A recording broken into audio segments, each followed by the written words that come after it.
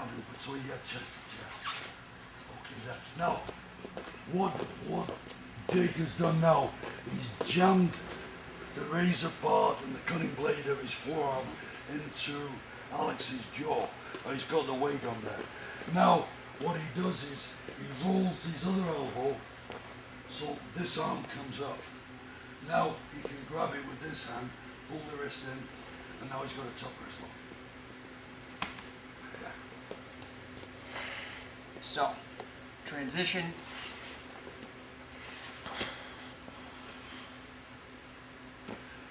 Just stop a second. Just keep there. Let go. Go back. Now what I want you to do is not put your elbow on top. Put your elbow on the mat. Okay. And now slide your elbow along the mat and then roll. Slide it so his arm moves up. No, you've got on top of it. There you go. Now roll it. Now that arm's right there for you. Good.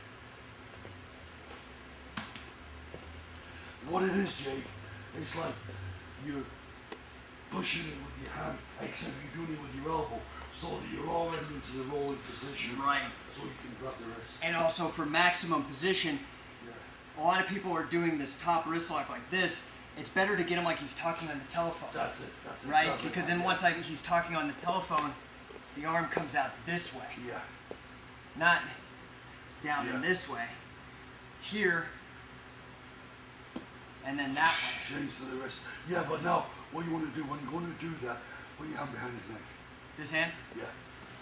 Okay, now then pull his head up and take the arm out. There you go. Okay. Now, the other thing that you can do if you come around here with the camera,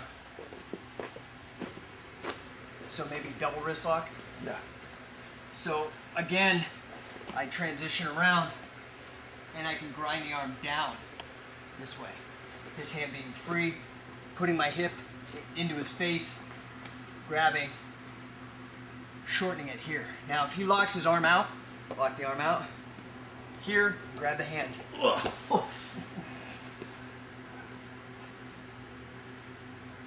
Then roll into it. Now I can roll into him.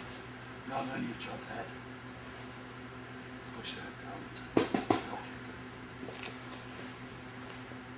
The other thing being, now if he starts thinking he's going to bridge and he plants that foot to bridge, as soon as he goes, I grab here. Now I'm not going to drag his foot this way. I'm going to take my elbow and try to push it through to the mat right here. So I'm twisting inside of his knee joint. So crossbody.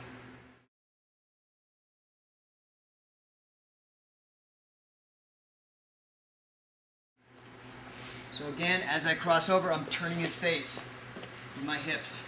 So I'm here, block, hip to the face, turning him over. Now simply I could slide over, take his head, start piking up.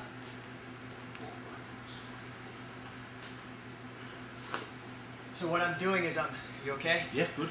I'm taking the pointy part of my shoulder, putting it in his chest, even if he puts his chin down to protect. When I take that front head, like put your chin down. I'm here, now I pike up, and as I pike up and walk backwards, pointy part of my chin just starts dragging and pulling his head up. And then I can pike down right there, drive down onto his trace. It's not a joke, it's a gag, really. You got the gag. A gag. So, here, and back. Okay? Yeah. So the other one that you can do is if I'm here, as I go, bring this knee up. This is transitioning from crossbody to north-south. Put the knee on the face. Use the knee to turn his body as he goes. Catch the arm here. Put my hands down. If you come around to this side, by turning his head and clamping my knees together like Thigh Master, clamping them hard, you can see his head is turned face down into the mat. I'm clamping them hard, put the hands in, I'm using this arm to catch, because if I don't, he'll continue rolling. Okay? Now here, continue to roll. He's stuck. What I'm going to do is I'm going to lift up about an inch. I'm posting on my feet. Look, my toes are in the mat. These are here. I'm going to lift his head up and twist this way. Crooked head scissor. Crooked head, Wigan style. So as he comes here and he starts turning, I catch the hand, lift up, and crank the head. Okay, one time full speed, you okay? Yeah, good. So I'm here, come around north from the head side, and maybe kneel down so you can get the low position of his head. So I'm here as I go, I come on to his face, let's start that again. As he turns, here.